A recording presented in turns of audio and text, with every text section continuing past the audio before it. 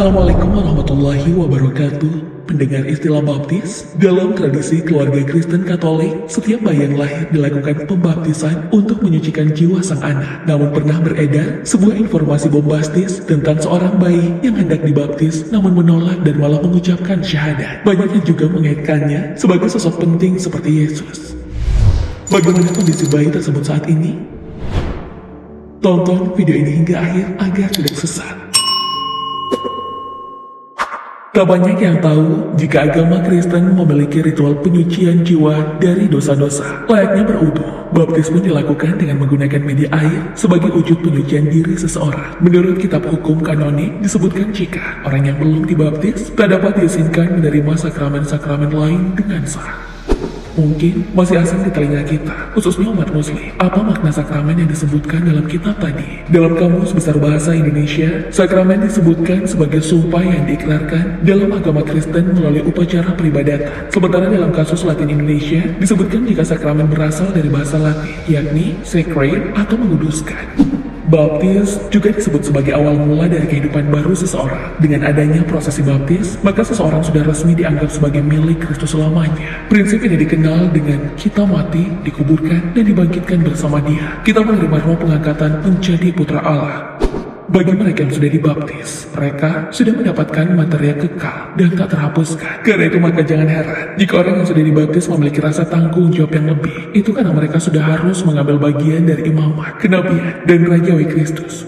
Umat Kristen akan dibaptis melalui bantuan uskup atau pastor paroki yang juga dikenal dengan sebutan firakis parokial. Ada 3 kategori pembaptisan yang biasanya dilakukan. Ada baptis dewasa, di mana seseorang sudah berusia genap 7 tahun dan sudah bisa menggunakan akal budinya dengan cukup. Ada baptis bayi atau anak yang diberikan kepada bayi yang belum cukup genap 7 tahun atau belum bisa menggunakan akal pikirannya dengan sempurna.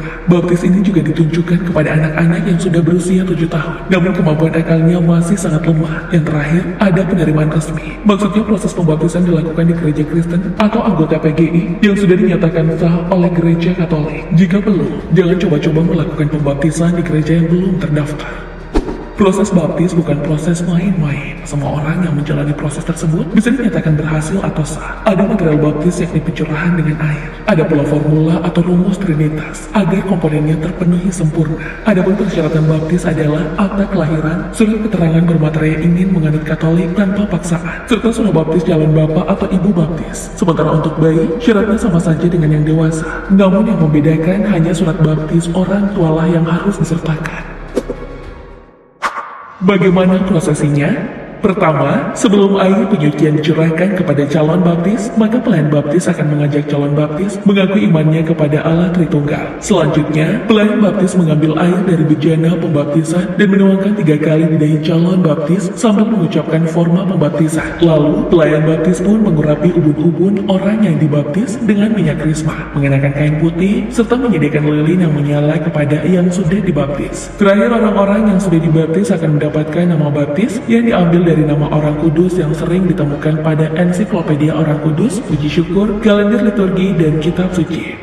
Sakralnya proses pembaptisan ini membuat orang tua manapun yang beragama Kristen Katolik, layaknya akikah, setiap orang tua juga ingin memberikan kesucian kepada sang anak yang baru lahir. Bedanya, akikah adalah sebagai bentuk rasa syukur atas kelahiran sang anak dengan memotong hewan ternak. Namun beberapa waktu lalu, tepatnya November 2021, ada sebuah berita tentang seorang bayi dari Afrika yang kabarnya menolak baptis dan malah menyebut Allah Subhanahu wa Ta'ala. Publik tentu dikejutkan dengan berita super menghebohkan ini. Bagaimana mungkin bayi bisa bicara, apalagi langsung mengenal Islam? Video tersebut pertama kali diunggah oleh akun Facebook Al-Fakid Abdullah Munzir.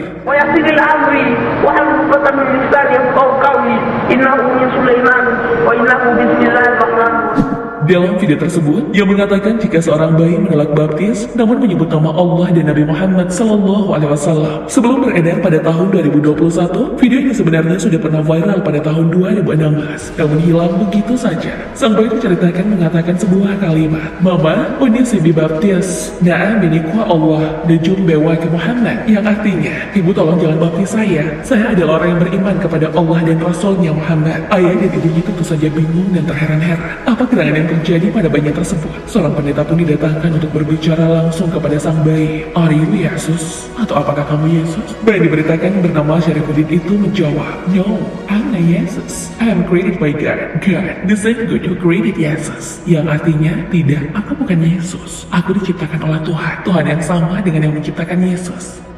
Ribuan umat Kristen yang menyaksikan kejadian tersebut di Tanzania akhirnya mengucapkan 2 kalimat syahadat karena takjub dengan pernyataan bayi tersebut. Selang beberapa tahun, Syarif kembali dikabarkan sudah dewasa. Bayi ajaib ini pun katanya sudah menguasai berbagai bahasa seperti Prancis, Inggris, Arab, Swahili, dan Italia. Tak hanya itu, kecerdasannya juga tak main-main, yang diketahui sebagai dai kondang yang berceramah dan bisa menerjemahkan Al-Quran dengan bahasa-bahasa yang dikuasainya. Syarif juga telah menjelma menjadi seorang hafiz 30 juz di usia 1,5 tahun dan sudah memulai sholat 5 waktu meski masih belia. Berita yang beredar benar-benar telah membawa nama Syarif melambung tinggi tanpa tahu bahwa bayi tersebut hanya ilusi semata atau pemberitaan palsu. Media daring wikiislam.net akhirnya buka suara dan mencerahkan masyarakat. Menurut media ini, narasi yang dibangun sangat berlebihan dan membawa simpang siur. Media ini pun mengungkapkan kebenarannya bahwa anak kecil 5 tahun yang dianggap telah mengubah banyak orang menjadi muslim belum hafal Al-Quran. Dan fenomena seperti itu sering ditemukan di anak kecil pada umumnya. Banyak anak kecil di Islamic Center of New York yang berusia 5 tahun namun menghafal Al-Quran, namun hanya 1 hingga 2 juz saja, tak sampai khatam 30 juz.